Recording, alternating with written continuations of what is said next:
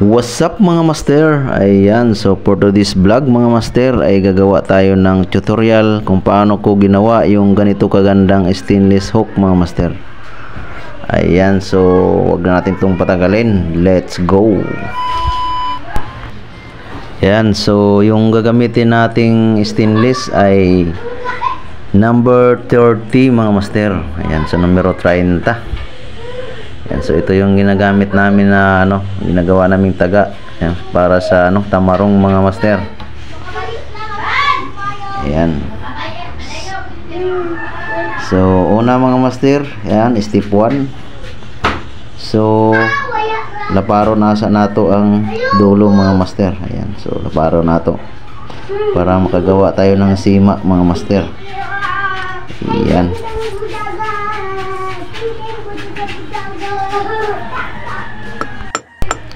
Ayan, so sa pagpalo naman mga master, ayan, so kailangan dahan-dahan lang yung palo para hindi mabiyak yung stainless mga master.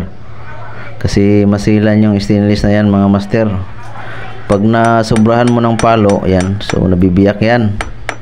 So kailangan dahan-dahan lang hanggang lumapad yung dulo mga master. Ayan, so ito na yung natin. Ayan, pwede na gawa ng sima. Ayan, so para makagawa ka na ng sima mga master, ayan, so kailangan lagyan na natin muna ng guide. So limbasan muna natin yung gilid-gilid mga master. So limbasan muna natin para may guide tayo sa sima mga master. So ganyan lang.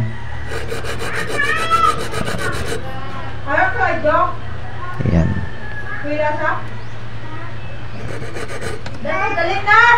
So limbas lang yung gagamitin natin mga master kasi sira yung grinder natin.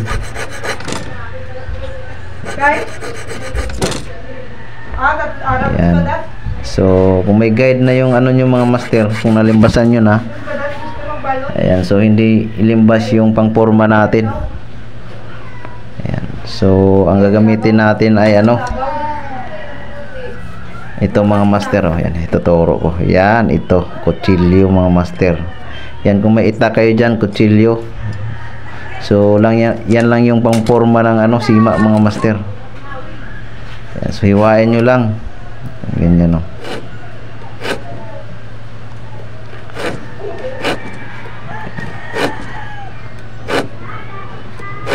hiwain nyo lang yung nilimbasan nyo kanina kasi may na yan mga master, may guide na yan.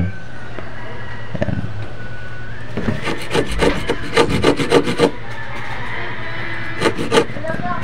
So ganito lang maglagay ng sima.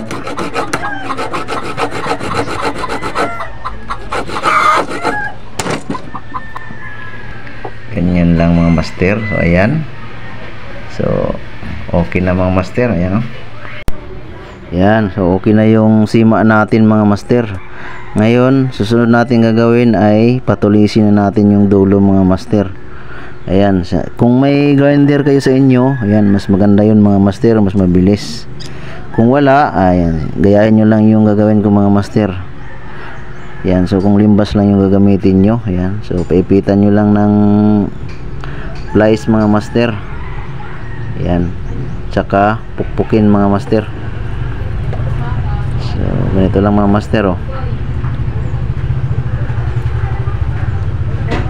Ayan, so lagay nyo lang sa maso yung nyo, kung saan kayo nagpupukpok mga master.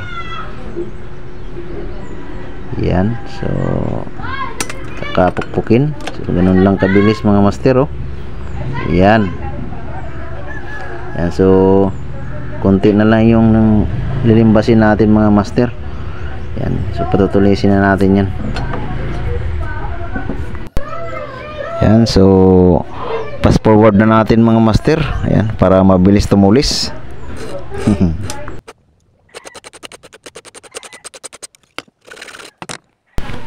Ayan, so tapos na tayo magpatulis mga master. Ayan, ang tulis mga master. Ayan. So Ngayon ay ibibend na natin yung hook mga master. Ayan, so, yan yung susunod natin gagawin. Ayan, ibibend na natin yan. Ayan, so kailangan lang natin ng ano, pang bend. So kailangan natin ng ito mga master. Ayan. So ito lang yung pang bend namin dito. Itong cutter mga master. Ayan. So yung cutter yan, so hiniwaan namin ng konti. Yan mga master, kita nyo. Yan, may butas. So yan lang yung pang bend namin ng ano, taga, para hindi dumulas yung asero mga master, yung stainless. Yan. Panoorin nyo lang mga master. Yan.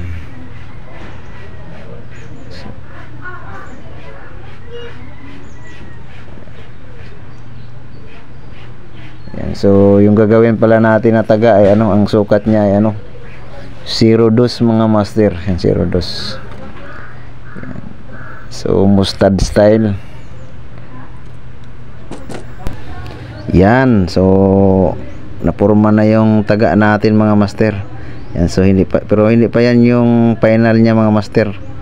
So kailangan pa nating pukpukin yung dyan sa pa-curve mga master para kumunat. Ayan, so pukpukin muna natin mga master. Ayan. Ganyan lang pagpukpok para kumunat yung taga natin mga master, hindi basta-basta na ano.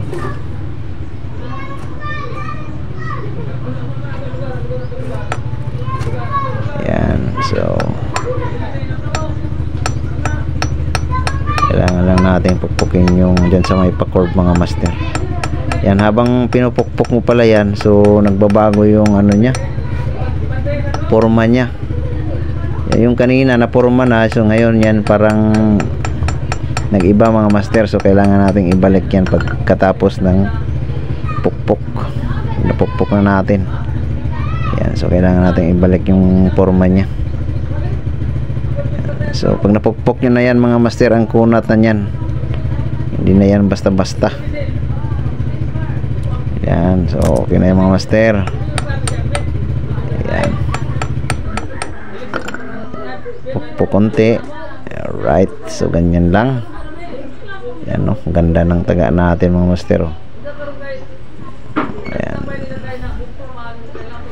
parang original. Yan, so ito yung ordinary na taga mga master. Yan, yan yung kukuhanan natin ng ano, sukat. Yan, so sukatan lang natin mga master para makuha natin yung insaktong sukat ng ano, 0.2 mga master. Yan, so yung hawak ko na ano, isang taga, yan yung ordinary na taga. Yan yung mustard na ordinary. Yan, so susukatan lang natin mga master para makuha talaga natin yung insaktong sukat. So yan, so saka natin babaloktutin yan mga master.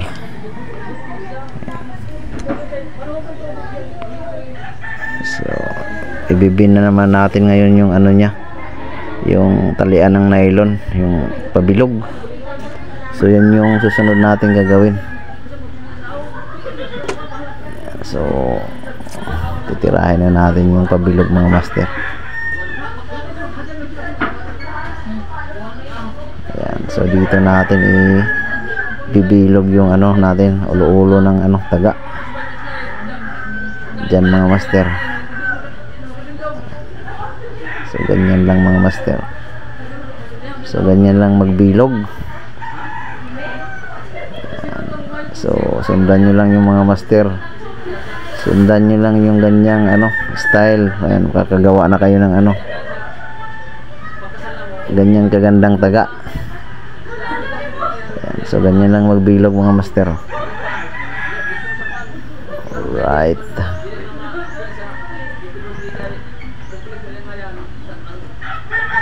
ganyan lang.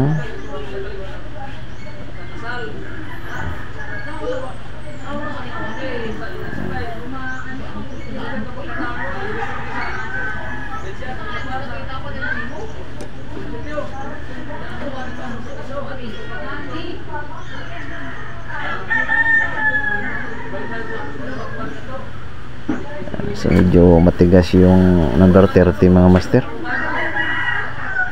Yan. Right, so yan na yun mga master. So puputulin na natin.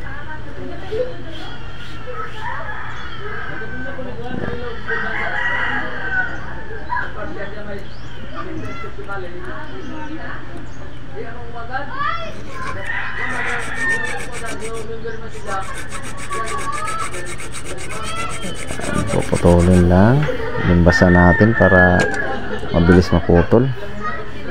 Saka gamitan natin ngayon ng plies. So, ganyan lang mga master. Yun, no? Ganyan lang mga master. Yan. Yan, so bago natin idikit yan mga master, so kailangan muna nating limbasan para lapat na lapat talaga yung ano mga master, yung kantuhan, para walang singaw mga master.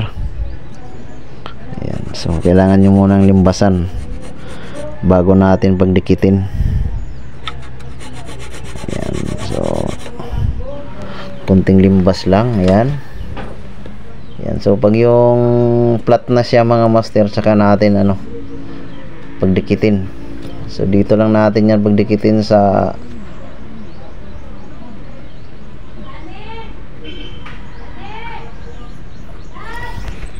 ano mga master, yan sa ano ng long nose. Yan, so ganyan lang magpadikit mga master. Yan, so bilog na bilog yung ano natin, talian. Yan, no, kita nyo mga master.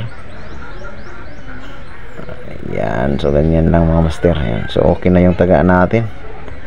Yan, so kailangan lang natin lihaan para kumintab yung taga natin mga master. Yan, so kailangan limbasan muna natin ng konti para tumulis ng husto.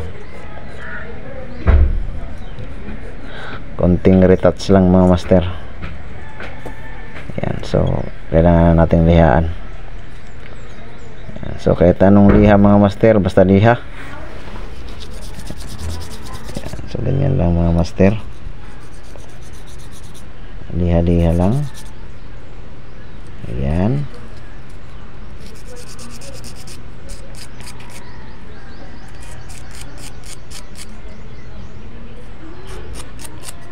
Ganyan lang.